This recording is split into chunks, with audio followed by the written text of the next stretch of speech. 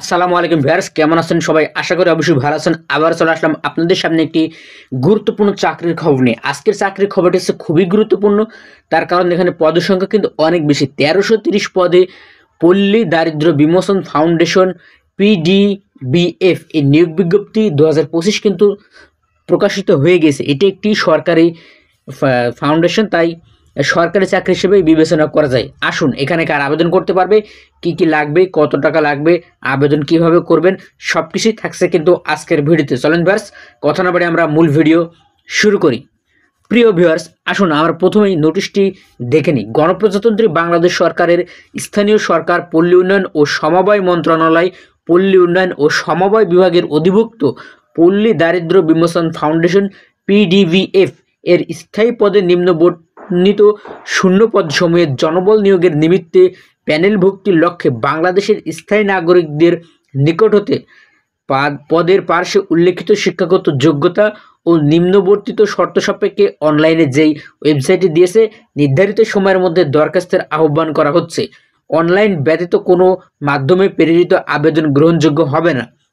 আমরা অনেকেই জেনে থাকি যে এনজিওর জবগুলা বা এরকম জবগুলা কিন্তু আপনাদের হস্তলিখিতভাবে বা কম্পিউটার টাইপিং করে অনেকেই সেখানে পাঠাতে হয় পোস্ট অফিসের মাধ্যমে বা কুরিয়ার করে সে কাগজপত্র জমা দিতে হয়, কিন্তু এখানে সরাসরি অনলাইনে আবেদন করতে হবে।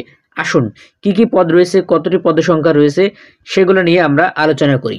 প্রথমেই ক্রমিক নম্বর ১, সেখানে দেখতে পাচ্ছেন উপজেলা দারিদ্র্য বিমোচন কর্মকর্তা, সেখানে পদসংখ্যা রয়েছে ১৫৫ জন। শিক্ষাগত যোগ্যতা, অভিজ্ঞতা ও বয়সসীমা রয়েছে কত, এখানে দেখি।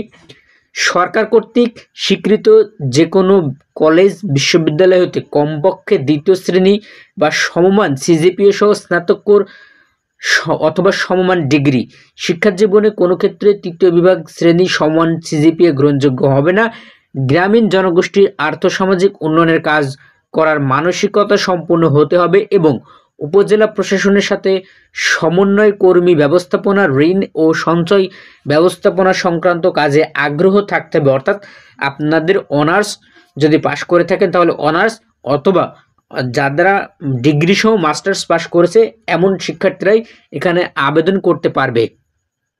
এখানে যে সকল জেলার প্রার্থীগণ আবেদন করতে পারবেন, বাংলাদেশের সকল জেলার স্থায়ী বাসিন্দাগণ আবেদন করতে পারবেন। নাম্বার ২, যেটা হট পদ, অনেকগুলো পদসংখ্যা রয়েছে, সেটা হচ্ছে মাঠ কর্মকর্তা।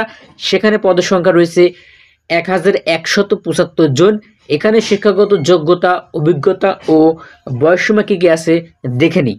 সরকার কর্তৃক স্বীকৃত কোনো কলেজ বিশ্ববিদ্যালয় হতে কমপক্ষে দ্বিতীয় শ্রেণী সমমানের সিজিপিএ, স্নাতক সমমান ডিগ্রি। শিক্ষা জীবনে কোনো ক্ষেত্রে তৃতীয় বিভাগ বা শ্রেণী সমান সিজিপিএ গ্রহণযোগ্য হবে না। উপজেলা পর্যায়ে পিডিবিএফ এর সুফলভোগী সদস্য উদ্যোক্তাদের মাঝে ঋণ বিতরণ, ঋণ আদায় ও সঞ্চয় আহরণ সহ ইত্যাদি কাজে আগ্রহী হতে হবে। এখানেও সারা বাংলাদেশের প্রত্যেকটি জেলার স্থায়ী বাসিন্দাগণ আবেদন করতে পারবেন। আবেদনের কি কি শর্ত রয়েছে আসুন দেখে নিই। নিয়োগ বিজ্ঞপ্তি এবং আবেদন সংক্রান্ত নিয়মাবলী যে লিঙ্কে দিয়েছে অথবা টেলিটকের যে লিঙ্কে দিয়েছে সেখানে পাওয়া যাবে, যেটা আমরা ডাউনলোড করেছি।